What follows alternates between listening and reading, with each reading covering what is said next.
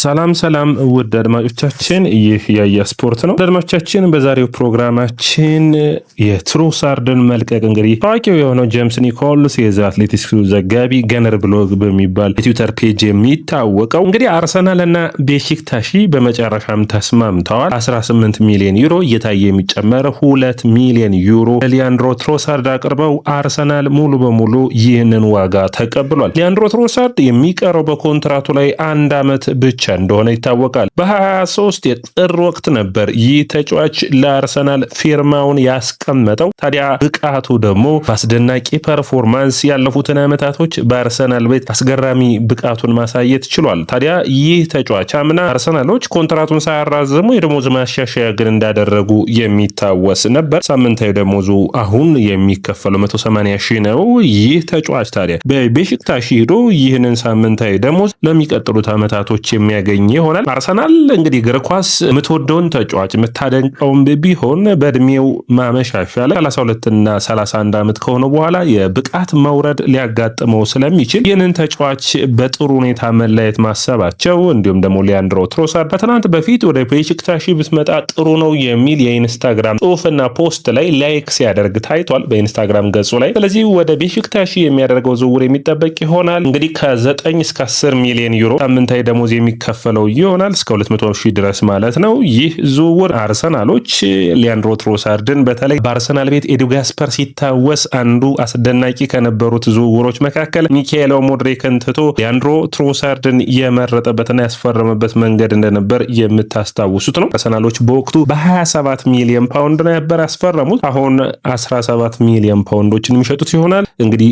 በተለይ ደግሞ የእንግሊዝ ፕሪሚየር ሊግን ዋንጫ አሸንፎ አርሰናል መልቀቁ ለተጫዋቹ አስደሳች የሚባል ነው። ትሮሳርድ ባለፉት ዓመታቶች ውስጥ 20 ጎል ተሳትፎችን በየዓመቱ ማድረግ የቻለ በተለይ ደካማ የሚባለው ታቻምና አርሰናል እንግዲህ ሁለተኛ ሆኖ በሊቨርፑል በሰፊ ልዩነት የተበለጠበት የውድድር ዓመት ላይ እንኳን 18 የጎል ተሳትፎች የነበሩት በእያንዳንዱ ሁኔታዎች ውስጥ የተለያዩ ነገሮችን ማድረግ የሚችል አስደናቂ ብቃት የነበረው ተጫዋች እንደነበር የሚታወስ ነው። ወደ አድማጮቻችን በቀጥታ ወደ ሊያንድሮ ትሮሳርድን በሚመለከት መልቀቁ እርግጥ ሲሆን ሊያንድሮ ትሮሳርድን የሚመለከት በአርሰናል ቤት ምን ነገሮችን አደረገ፣ እንደ ሌጀንድስ ይታያል የሚለውና ሌሎች የተለያዩ ጥንቅሮችን ትሮሳርድን በሚመለከት የምናቀርብላችሁ ይሆናል። ለአሁኑ ግን ገብርኤል ማርቲኔሊም ሊያንድሮ ትሮሳርድን ተከትለው አርሰናልን የሚለቁ ይሆናል። ከሄሱስ አርሰናል 20 ሚሊዮን ዩሮ ከገብርኤል ማርቲኔሊ በተመሳሳይ 60 ሚሊዮን ዩሮ ይፈልጋል። አርሰናል ከነዚህ ተጫዋቾች መልቀቅ በቡድን ውስጥ በስብስብ ውስጥ የሚለቁት ቦታ ወሳኝ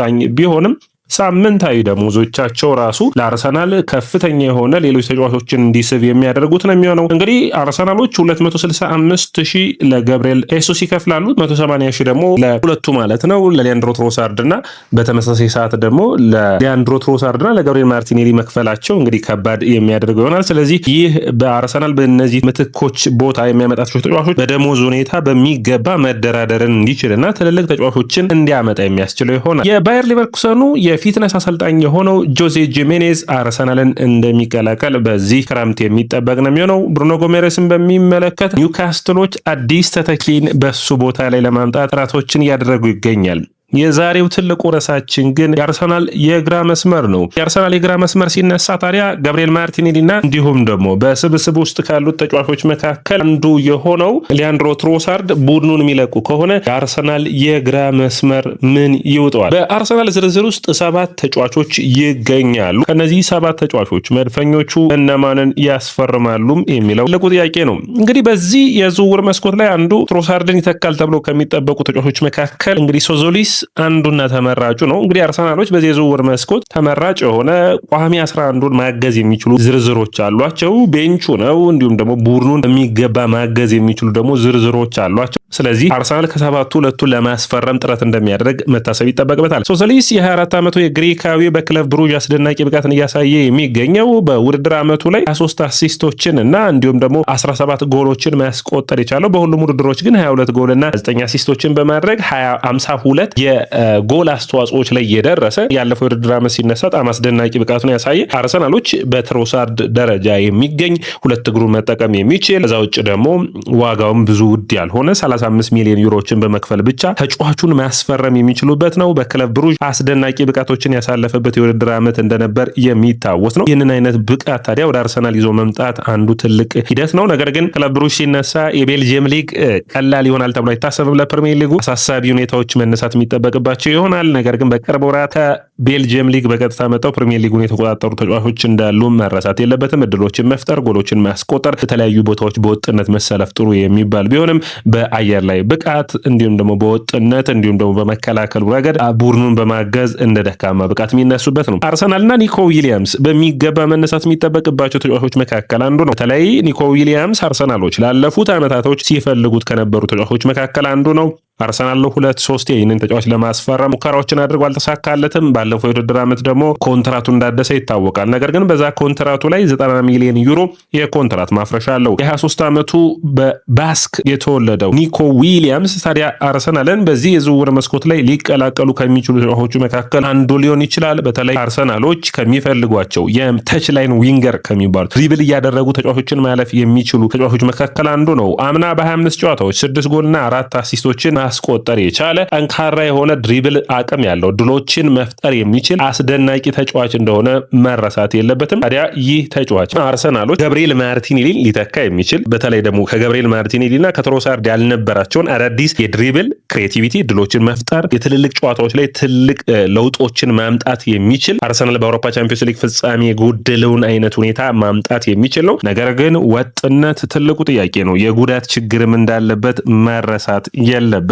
ወደ አድማቻችን ሌላኛው ሶስተኛው ተጫዋች በመድፈኞቹ እይታ በማይክል አርቴታ በከፍተኛ ሁኔታ የሚፈለገው ኬነን ይልዲዝ ነው። ኬነን ይልዲዝ እንግዲህ አርሰናሎች የመጀመሪያ የሚሉትን 100 ሚሊዮን ዩሮ አቅርበው መስማማት የሚችሉ ከሆነ ወደ አድማቻችን በዚህ የዝውውር መስኮት በማይክል አርቴታ ከሚፈለጉት ከሞርጋን ሮጀርስ እና ኬነን ይልዲዝ የመጀመሪያ ደረጃ የሚሰጣቸው ተጫዋቾች ናቸው። ይህ ቱርካዊ ተጫዋች ኬነን ይልዲዝ በተለይ በሴሪያው አስደናቂ ብቃቱን ማሳየት የቻለ በጣም በወጥነት ጥሩ ፐርፎርማንስን እያሳየ የሚገኝ እድሎችን መፍጠር ውድድር ዓመቱ እንግዲህ 10 ጎሎችና 6 አሲስቶችን ማድረግ የቻለ ከሳጥኖች ተጽዕኖዎችን መፍጠር የሚችል የተለየ ብቃት ያለው ነው።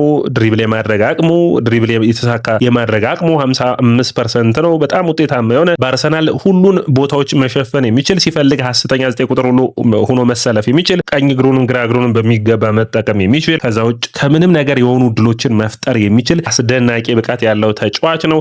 አርሰናሎች ይህንን ተጫዋችም በሚገባ እየተመለከቱት ይገኛል። የአየር ላይ ብቃቱ የመከላከል የማገዝ ደካማ ነው። ማጥቃቱን ግን በሚገባ ማነሳሳት የሚችል ተጫዋች ሆኖ በመድፈኞቹ ይታያል። ራፋኤል ሊያኦ ሌላኛው የ27 ዓመቱ ፖርቹጋላዊ የኤሲ ሚላን ተጫዋች አርሰናሎች የመጀመሪያ ተመራጫቸው ከሆኑ ተጫዋቾች መካከል አይደለም። ነገር ግን በዝውውሮቹ መጨረሻዎች ወቅት አርሰናል በግራ መስመር ላይ ከሚፈልጋቸውና የሌሎች ዝውውሮች ካልተሳኩ ሊያስፈርማቸው ከሚችላቸው ተጫዋቾች መካከል አንዱ ነው። አርሰናል ይህንን ተጫዋች በሚመለከት ከኤሲ ሚላን ጋር ያለፉትን ጊዜያቶች ንግግሮችን አድርገዋል። ይህ ተጫዋች 9 ጎሎችና 3 አሲስቶችን ማድረግ ችሏል። በሴሪያው በጣም ጥሩ ፐርፎርማንስ አድርጓል።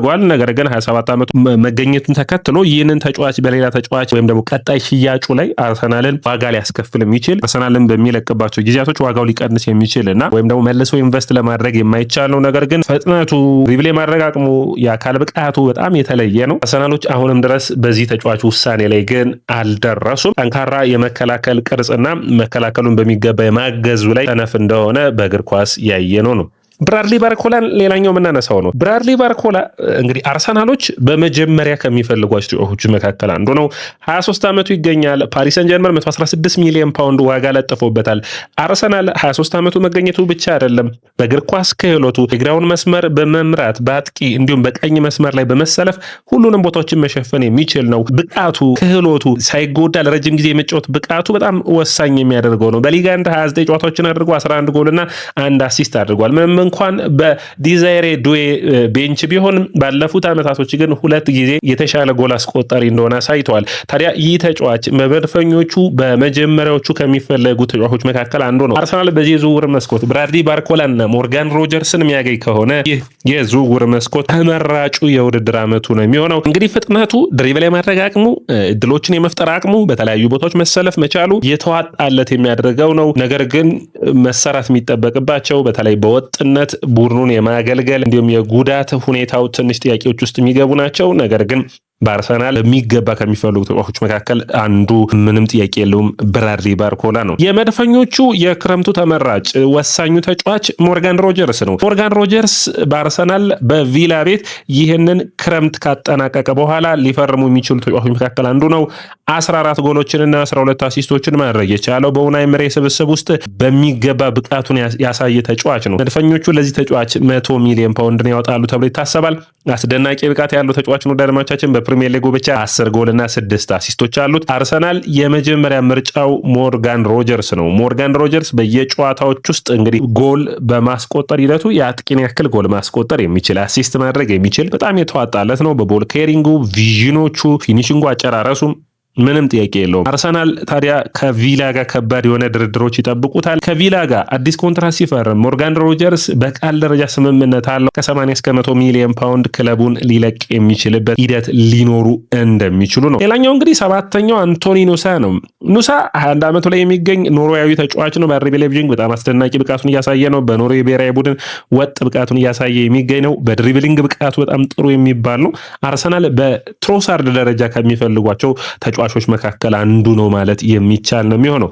ወደ አድማቻችን እንግዲህ አንቶኒ ኑሳ ሲታሰብ በአርቢ ሌይፕዚግ በወቅቱ በዘንድሮ ብቃት 31 ጨዋታዎችን አድርጎ 4 ጎልና 3 አሲስቶችን ማድረግ የቻለ ያንዳንዱ ፍጥነቱ ድሪብል የማድረግ ብቃቱ ጥሩ ቢሆንም እንግዲህ አጨራረስና የወጥነት ችግር ከእድሜው አኳያ የሚነሳበት ተጫዋች እንደሆነ መረሳት የለበትም። ታዲያ ጠቅለል ስናረገው ይህንን ሀሳብ ወደ አድማጮቻችን አርሰናል በግራ መስመር ላይ ከሚፈልጋቸው ተጫዋቾች ቅድሚያ የሚሰጠው ሞርጋን ሮጀርስ ነው። ሁለተኛ የሚሰጠው ብራድሊ ባርኮላ ነው የሚሆነው። በተመሳሳይ ግን በዚሁ ሂደት ውስጥ ኬንን ይልዲዝ እንደ ሶስተኛና እነዚህ ከፍተኛ ፍላጎት አርሰናሎች ያሏቸው ናቸው በመጀመሪያ ከሚፈልጓቸው ተጫዋቾች መካከል። በሁለተኛ ግን ከሚፈለጉት መካከል ሶዞሊስ እንዲሁም ደግሞ መረሳት የሌለበት አንቶኒ ኑሳ አብረው መጠቃስ የሚችሉ ናቸው። ኒኮ ዊሊያምስም በዚህ ዝርዝር ውስጥ መግባት የሚችል ነው። አርሰናል ለመጀመሪያዎቹ ለቶፕ ቲር ከሚፈልጋቸው ተጫዋቾች ያወጡትን ሂሳብ ካዩ በኋላ ለሁለተኞቹ የሚወስኑ ይሆናል። ለሁለቱ ቦታዎች ግን መድፈኞቹ ለሁለቱ ተጫዋቾች ማለት ነው 200 ሚሊዮን ዩሮን የማውጣት ፍላጎት እንዳላቸው መረጃዎች ይጠቁማሉ። ወዳጆቻችን ይህ ያያ ስፖርት ነው። ያያ ስፖርትን ላይክ፣ ሼር፣ ኮሜንት፣ ሰብስክራይብ ማድረጋችሁን አትርሱ።